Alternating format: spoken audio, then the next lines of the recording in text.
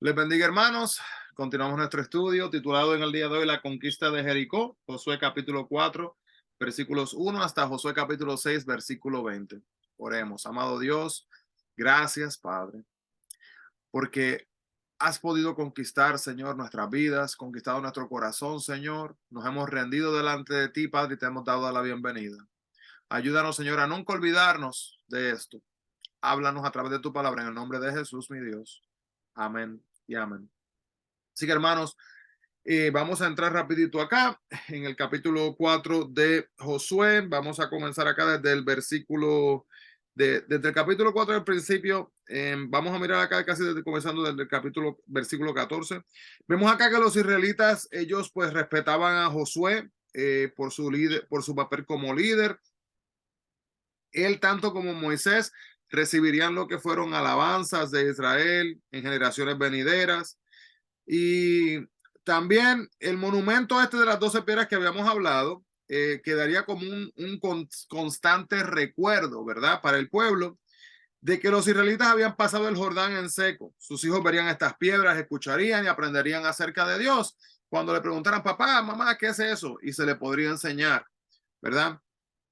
Entonces, los amorreos y los cananeos eran los dos grupos principales que vivían en Canaán al momento de la invasión.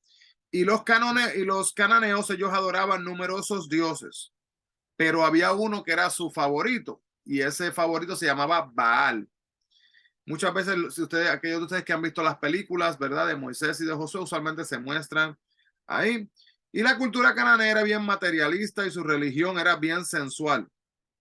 Los israelitas continuamente se estuvieron volviendo a Baal después de entrar a Canaán. Y los dioses de los amorreos también corrompieron la adoración de Israel y distrajeron a la gente de su adoración del Dios verdadero. La adoración de estos dioses falsos con el tiempo dio como resultado lo que fue la caída de Israel, hermanos. Israel ya tenía los 10 mandamientos, ya sabía lo que tenía que hacer, lo que no podía hacer, lo que Dios esperaba de ellos. Y aún sabiéndolo, tomaron la decisión de ir en contra de los preceptos de Dios. Podemos ver entonces acá que la última esperanza de ellos consistía en que el Jordán retrasara el paso de Israel o les quitara el ánimo de entrar a la tierra. Pero la noticia de que los israelitas habían pasado el Jordán, ¿verdad? Pues es algo positivo. Eh, Muchas veces la gente, hermano, subestima lo que es el poder de Dios, pero no debemos de subestimar el poder de Dios, hermano, porque Dios es poderoso, es real.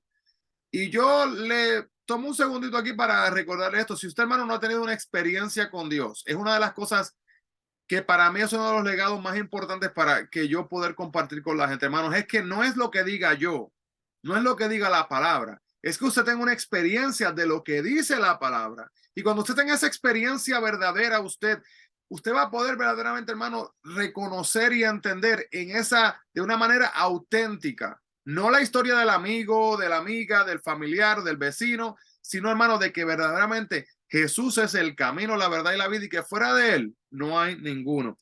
Entonces, luego vamos al capítulo 5 que nos habla un poquito de lo que es la circuncisión que pasa entonces en Gilgal, y muestra que la circuncisión, este rito, pues lo que hacía era señalaba al pueblo de Israel como el pueblo de Dios. Cuando Dios pactó con Israel, él exigió que todos los varones fueran circuncidados, como señal de que ponían fin a la vida antigua y comenzaban una vida nueva con Dios, en Génesis 17:13. Otras culturas en ese tiempo usaban la circuncisión como señal de comienzo de la adultez, pero solo Israel lo utilizaba como una señal de seguir a Dios. Un hombre solo puede ser circuncidado una vez. Volver a circuncidar cuando se habla de la segunda vez, que vendría siendo en el versículo 5:5, se refiere a circuncidar a los muchos jóvenes que aún no habían sido circuncidados, ¿ok? Porque una persona no se puede circuncidar 2 veces porque ya se le remueve lo que es ese pedacito de piel. Entonces, vemos acá que, en resumen corto, después de cruzar el Jordán, los israelitas comenzaron a conquistar la tierra de Canaán. Jericó fue la primera ciudad en caer. Pero ¿qué pasa, hermanos? Algunas veces nos pasa esto a nosotros en nuestras vidas. alcanzamos una victoria y después de la victoria como que ya nos conformamos y ya acabó todo, ya acabó mi compromiso, ahí acabó mi oración, ahí acabó mi dedicación, mi devoción a Dios. Y después Israel sufrió su primera derrota a causa de la desobediencia de un hombre. Y después de quitar aquel pecado de en medio de su comunidad, vuelven a atacar y en esta vez sí salen victoriosos. Pronto se ven atacados desde el norte y el sur por sus grandes reyes. Pero estos son derrotados porque Dios está con Israel. La maldad, hermano, no se puede tolerar en la tierra prometida, ni se puede tolerar en nuestras vidas. Usted y yo, tal como fue Israel, hermano, tenemos que eliminar sin contemplaciones del pecado que hay en nuestra vida. Antes de que este pecado coja y se apodere de nosotros, tenemos que echarlo a un lado, hermanos, y no permitir que las cosas que están abundantes ahí en nuestros alrededores, pues tomen control de nuestras vidas. Podemos ver entonces acá, hermanos, también que la ciudad de Jericó, pues había sido construida miles de años antes de que naciera Josué. Esta era una de las ciudades más antiguas del mundo, que algunas de las partes tenían muros fortificados que medían hasta 7,5 metros de alto y 6 metros de ancho. Así que imagínense, hermanos, una casa para no vivir, ¿verdad? 6 metros de ancho, ahí uno puede tener su cama, su casita, ¿verdad? Los soldados que montaban guardia encima de los muros observaban muchos kilómetros a la redonda. Jericó era un símbolo de poder y fuerza militar y los cananeos la consideraban invencible. Israel atacaría esta ciudad primero y su destrucción haría que cundiera el pánico entonces en Canaán, hermano, porque la que más es considerada la más preparada, la más militarmente lista para la batalla y ser ahora destruida y que tomaran posesión de ella, decía la gente, wow, qué sorpresa, ¿cómo va a ser? Si lo hicieron con Jericó, ¿qué va a ser de nosotros? Entonces los cananeos vieron al Dios de Israel como un Dios de la naturaleza porque dividió el Jordán, como un Dios de la guerra porque derrotó a Sehón y a Og, pero los cananeos no lo consideraban un Dios de fortaleza que podía conquistar una ciudad amurallada. La derrota de Jericó demostró de Israel que no era solo superior a todos los dioses de cananeos, sino que también era un Dios invencible. No había nada imposible que Dios no pudiera a sí mismo hacer. Entonces, en base a esto, hermanos, podemos ver que se hace una pregunta, a veces dice la gente que ¿por qué le dio el Señor a Josué todas estas instrucciones complicadas para la batalla? Habían pasos que tenía que seguir exactamente tal y como los dijo Dios. Y algunas posibles respuestas. Una era asegurar que fuera claro e innegable que la batalla dependería de él y no de las armas, hermano. La batalla le pertenecía a Dios. Y totalmente se puede ver en la manera que ellos fueron a pelear. Ellos no fueron a pelear como pelearían muchos soldados, como quizás nos gustaría a nosotros prepararnos. ¿Verdad, hermano? ¿Quién quiere ir a pelear con una trompeta, con una vela, con un cántaro en su mano? De wow, en comparación, ¿verdad? A lo que diría un soldado, mire cómo se vio que verdaderamente le pertenecía esto a Dios, esta victoria. Y el método de Dios de tomar la ciudad aumentó el terror ya se sentía en Jericó.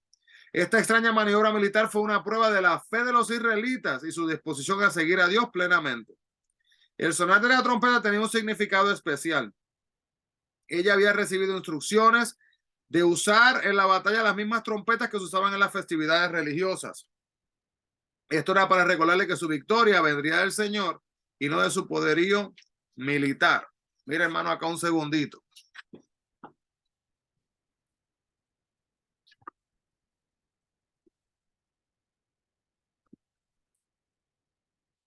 Esto es un shofar, ¿verdad? Yo no soy un trompetista ni nada de eso, pero voy a tratar de aquí darle un poquito de sonido para que usted tenga una idea.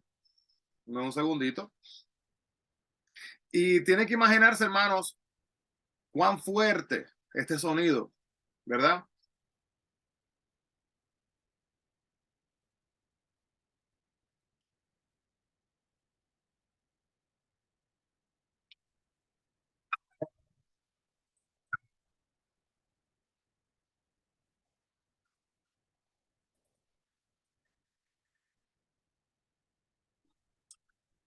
Así que, hermanos, eso se utilizaba para diferentes ceremonias, diferentes celebraciones, y en este momento, cuando van allá, es utilizado en esta batalla de Jericó.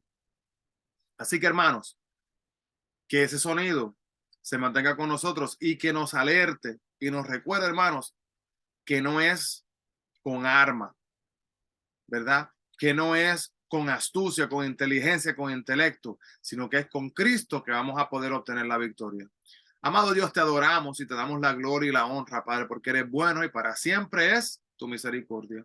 Gracias, Padre, por estar listo y dispuesto a guiarnos, listo y dispuesto a intervenir por nosotros. Continúa obrando, Señor. Mira las necesidades, Padre, de tu pueblo. Mira las necesidades de los enfermos, las necesidades para aquellos que están esperando, Señor, una intervención divina en situaciones difíciles. Padre, clamamos a ti, Señor, y que con ese sonido de esta trompeta, Padre del shofar, recordemos, Señor, para que tú eras el Dios poderoso en aquel momento, que tú eres el Dios poderoso en este momento y que tú seguirás siendo el Dios poderoso, Señor. Un Dios, Padre infinito, que no tiene fin. Te adoramos, Señor, y agradecemos con anticipación en el nombre de Jesús. Amén y amén. Hermanos, Dios les bendiga grandemente. Bendiciones.